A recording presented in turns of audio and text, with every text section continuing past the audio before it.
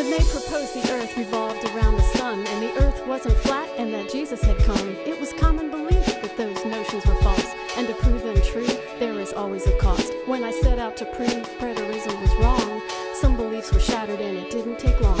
I came across truth that for years I had missed. If you honestly want to know, don't forget this. If you study the culture and the history too, if you see the old as a shadow of the new, when you look at the typology of the high priest and the 40-year Exodus at the very least, if you learn the figurative language that they all knew, stop letting tradition speak louder than truth. As you perceive passages in covenant light, and audience relevance takes you out of the fight. If you let the time statements speak for themselves, and remember, the Bible interprets itself. If you take out your presuppositions of when, all the scriptures you thought were obscure now make sense.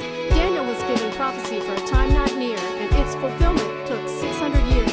When Revelation was written, Jesus stood at the door. Can the time be at hand to millennia or more? The law wouldn't pass until all was fulfilled, and no more unblemished lambs are killed. If he hasn't returned, then we're still under law, and the strength of the sting of death is installed. The gospel was preached to the whole world at that time. They wouldn't finish going through the cities in Palestine. Jesus said John the Baptist was Elijah to come, and foretold that John would remain till it's done. When Jesus said some standing here wouldn't die, is this generation every one that goes by? And coming on clouds was a figure of speech that meant judgment, and those who had pierced him did see. Do you think that the ones standing there were mistaken for thinking he was coming in their generation? Or do you think that we're the ones who are misinformed? Let me ask, do you want to know truth or conform? Is it not strange must adopt the mindset of the very peculiar, already but not yet? It's the only way that they can explain, because they don't understand the nature of the last things.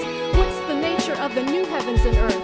Perhaps we should see what the old ones were first. If you understand the nature, you'll understand the time. I know it's a shift of the old paradigm. It's like telling the Jews who still await their king that they've missed all the wonderful things God did bring. Like them, we want something that we can observe, a visible king on a throne on the earth. Remember, his kingdom is not seen with these eyes, nor is living water that's been realized. Perhaps you've been drinking with God face to face. There's so much more to discover in this glorious age of grace.